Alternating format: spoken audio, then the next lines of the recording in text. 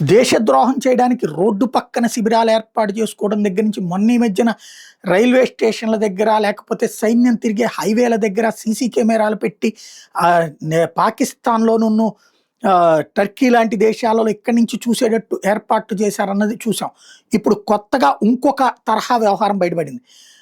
ముస్తాక్ అలీ అనేటటువంటి 26 ఏళ్ళ అతను జైసల్మీర్ అంటే రాజస్థాన్లో ఈ సైనిక కార్యకలాపాలు సాగేటటువంటి సైన్యం తిరిగేటటువంటి ప్లేస్లో ఒక టీ స్టాల్ పెట్టుకున్నాడు వీడు.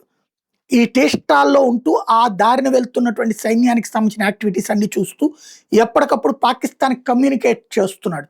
పాకిస్తాన్ ISI తరపున పనిచేస్తున్నాడు.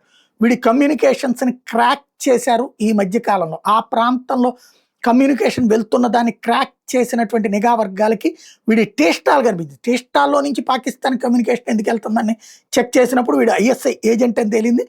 ప్రస్తుతం వాడిని అరెస్ట్ చేశారు. BSF మూమెంట్స్ని ఆర్మీ మూమెంట్స్ని ఎప్పటికప్పుడు పాకిస్తాన్కి చేరవేస్తున్నాడని తేలింది.